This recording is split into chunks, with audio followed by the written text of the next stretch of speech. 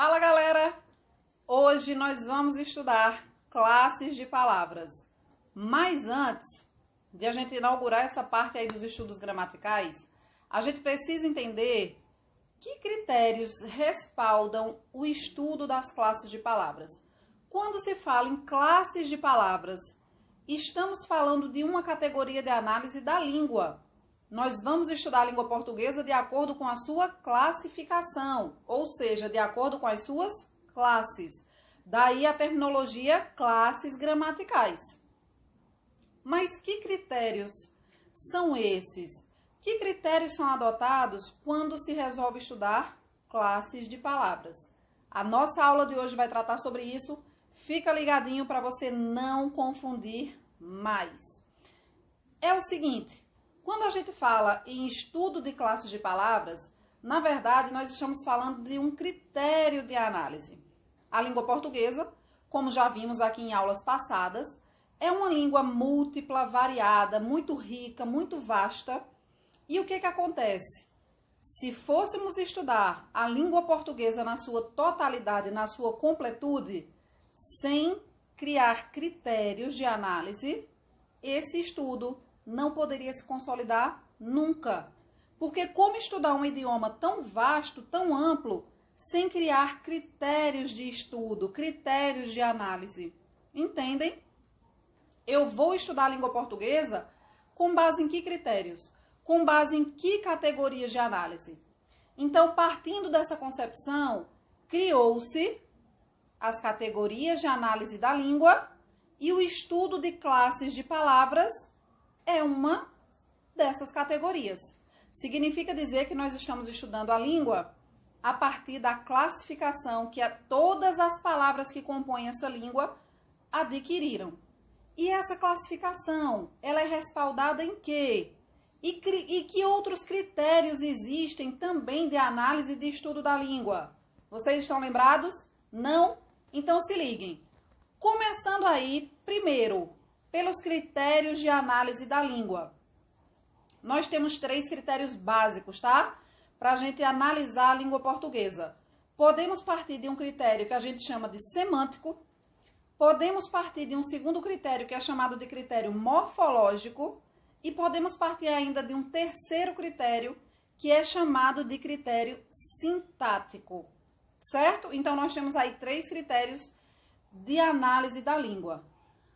Primeiro, quando estamos partindo de uma concepção de análise da língua semântica, né? Quando estamos estudando a língua portuguesa nessa perspectiva semântica, nós estamos estudando o quê?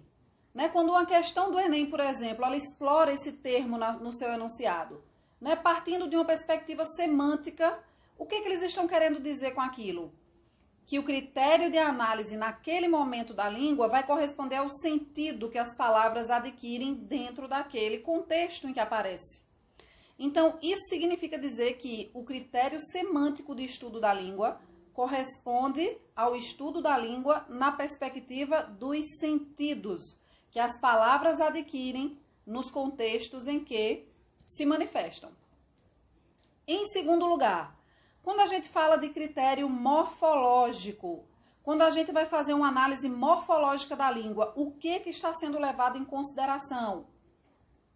O que os gramáticos fizeram?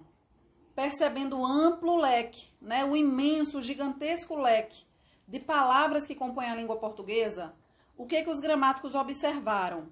A capacidade dessas palavras poderem variar ou não. E aí eles agruparam essas palavras que compõem a língua em 2 grandes categorias, que são as categorias das palavras variáveis e das palavras invariáveis. Daí criou-se um segundo critério de análise da língua, que é chamado de critério morfológico.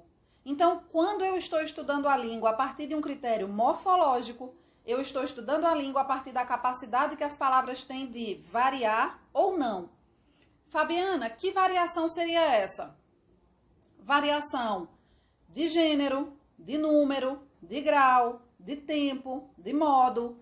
Então, observem, em algumas palavras da língua portuguesa, nós observamos essa capacidade plena que a palavra tem de se flexionar, de sofrer variações. Por outro lado, nós temos um outro conjunto de palavras que não apresenta essa mesma possibilidade de variabilidade. Elas não têm, por mais que sejam aplicadas em contextos diversos, elas não têm essa característica de se moldar ao contexto em que aparecem. Ou seja, elas têm uma forma fixa, invariável. Então, partindo dessa observação, partindo dessa perspectiva, criou-se o critério morfológico de análise das palavras, né? Então, eu vou analisar as palavras de acordo com a sua capacidade de variar ou não, de serem variáveis ou invariáveis. E, a partir disso, foram se constituindo as classes de palavras, agrupadas primeiro em um grande grupo de classes de palavras que a gente chama de variáveis e, em um segundo momento, agrupando aí o outro grupo de palavras que a gente chama de invariáveis. E, a partir disso, criou-se as classes gramaticais. Então, quando a gente fala em classes de palavras, que é o que a gente vai começar a estudar, nós estamos partindo de um critério morfológico que analisa as palavras da língua portuguesa de acordo com a sua capacidade de variar ou não, de serem variáveis ou invariáveis. O terceiro critério, quando a gente fala no critério sintático de análise da língua, nós estamos falando de quê? Estamos falando das relações que essas palavras estabelecem entre si dentro de uma oração. Então, observem, eu tenho, três formas aqui de analisar a língua partindo de um mesmo objeto de análise. Então, eu posso ter um mesmo texto e partindo de um critério semântico, o que eu vou analisar? O sentido daquelas palavras dentro daquele texto. Partindo de um critério morfológico, o que eu vou analisar? A classificação das palavras daquele texto, partindo da possibilidade dessas palavras serem variáveis ou invariáveis. E se eu partir de uma análise sintática, o que eu vou analisar? A relação que aquelas palavras estabelecem entre si dentro do contexto em que aparecem. Vejamos como a gente pode fazer essa análise nesse texto que eu vou apresentar para vocês agora. Analisem. Como nós podemos perceber, nós temos aí a capa de um livro, né? E o título desse livro é Quando o Poder Corrompe, Corrompe a Não Mais Poder. Então, eu selecionei a capa desse livro por apresentar, claro, vocês percebem aí já de imediato que essa obra apresenta aí duas palavras que se repetem, que é poder e poder, né? Isso aí já nos chama atenção. Eu tenho palavras homônimas que são apresentadas dentro de um mesmo contexto, só que partindo de uma análise semântica, né? Partindo desse critério de observação aí semântica de análise da língua. O que a gente pode observar? A palavra poder, ela tem o mesmo sentido nas duas ocorrências que aparecem? Porque vejam o que eu disse a vocês, né? Quando a gente faz uma análise semântica, nós estamos fazendo uma análise de sentido. Então, vamos analisar semanticamente os termos poder. O que a gente pode observar? Que na primeira ocorrência, o termo poder refere-se ao direito ou à capacidade de decidir, de agir, de mandar. Já na segunda ocorrência, o que acontece? Eu tenho um termo que significa completamente, totalmente, né? Quando o poder corrompe, ele corrompe totalmente. Ele corrompe até o limite da possibilidade. Ele corrompe completamente, né? Isso que o livro está querendo dizer. É a isso que o livro está querendo fazer alusão. Ele corrompe tanto que ele corrompe a não mais poder, né? Você passa a não poder nada. Então, aqui eu tenho uma alusão à ação, que o sujeito fica incapacitado. Ele é corrompido completamente, a ponto de não poder mais nada, de tão corrompido que ele fica. Então, percebem, quando a gente faz essa análise partindo desse princípio da semântica, né, partindo desse critério semântico, nós estamos fazendo uma análise que é totalmente vinculada ao sentido que essa palavra desempenha dentro daquele contexto. Partindo agora de um princípio morfológico. Vejam só, vamos continuar com esses dois termos, tá? Para a gente não se distanciar aqui, para vocês poderem entender bem direitinho. O que a gente observa nessa primeira ocorrência aí do termo poder? Em primeiro lugar, nós temos na primeira ocorrência uma palavra que está nomeando uma ação, né? Está nomeando aqui um termo, aliás, desculpem, está nomeando aqui um termo abstrato, né? Eu tenho um conceito no primeiro caso. No segundo caso é que eu tenho uma ação. No primeiro caso, o termo poder é um substantivo, porque a gente percebe que ele nomeia um conceito. Eu tenho um conceito abstrato aqui sendo nomeado. Já na segunda ocorrência, o que a gente observa? Nós observamos que o termo poder é um verbo, né? Vejam que se eu estou fazendo análise morfológica, eu estou fazendo análise encaixando essas palavras dentro de classes. Então, nessa segunda ocorrência, o termo poder, ele vai ter que se adequar e ser encaixado dentro de classes gramaticais.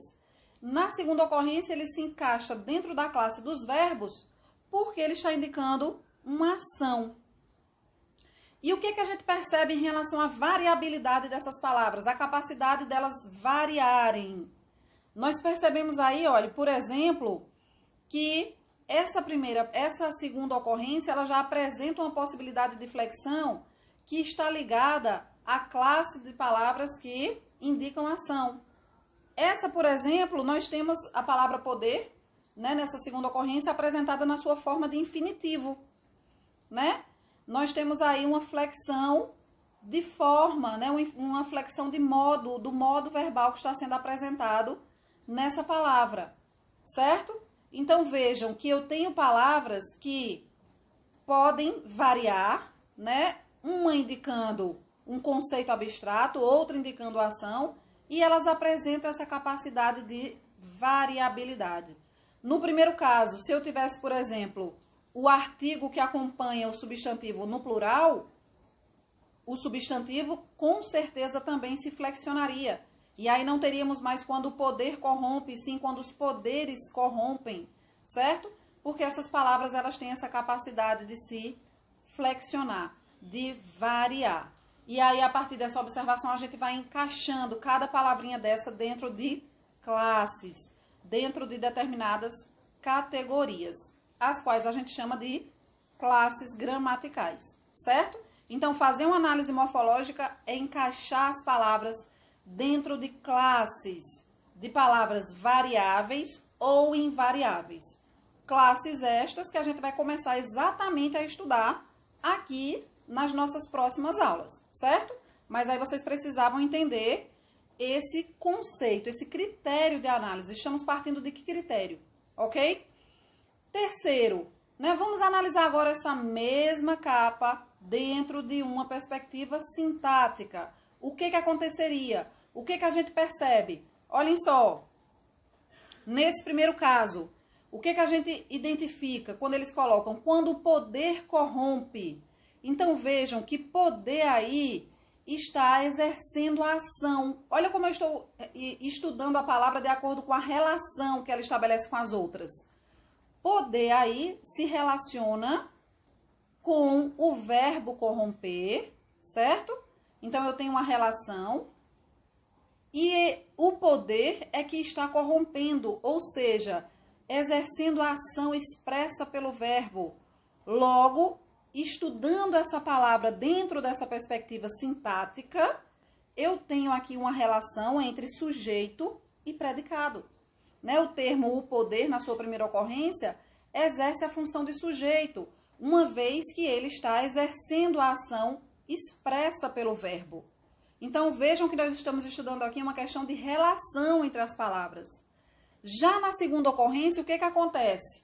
Eu tenho também a palavra poder, o termo poder, só que agora o que acontece, gente? Observem que o termo poder, junto à locução adjetiva não mais, ele está complementando o sentido do verbo corromper. Vejam como a relação aqui nesse segundo caso muda. Enquanto que na primeira ocorrência, poder está exercendo a função expressa pelo verbo, está executando essa ação expressa pelo verbo. Na segunda ocorrência, poder vem complementar, está complementando a ação expressa pelo verbo. Corrompe a quê? Então, junto à locução adverbial não mais, corrompe a não mais poder.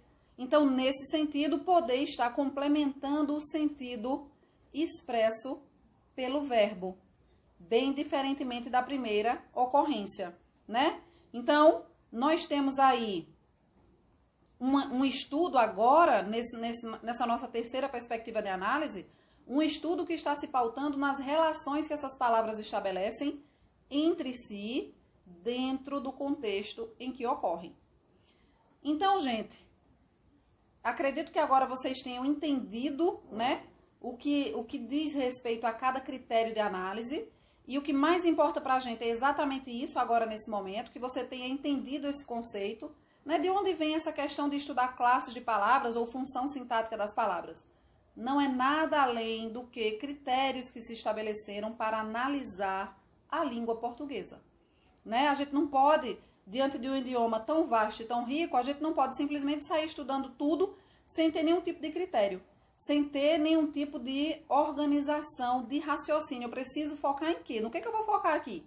Ah, tá. Aqui, partindo desses critérios, eu vou focar no sentido. Aqui eu vou focar na classificação dessas palavras de acordo com a sua possibilidade de serem variáveis ou invariáveis. Ah, já aqui eu vou analisar a língua portuguesa de acordo com a possibilidade de relação, das relações que uma palavra estabelece com outras dentro dos contextos em que acontecem. Entenderam? Então, quando a gente parte, né, para esse estudo gramatical da língua, para essa análise linguística, a gente precisa partir de critérios. E hoje, vocês conheceram os três, né, principais critérios aí da análise gramatical da língua portuguesa. Espero que tenha ficado claro. Hoje a gente para por aqui para exercitar um pouquinho, tá? Esses conceitos, essa questão dos critérios, né? Mas na próxima aula, na nossa próxima aula de gramática, nós já vamos começar a estudar as classes de palavras em si. Uma vez que vocês já entenderam isso, vocês já entenderam por que a gente chama assim, né? Classe de palavras, a gente está observando o que, a língua dentro de que perspectiva. Agora vocês entendem que é dentro de uma perspectiva morfológica. Na nossa próxima aula a gente inaugura aí o estudo dessas classes. Por hoje é só. A gente se encontra. Até a próxima. Vocês são os melhores.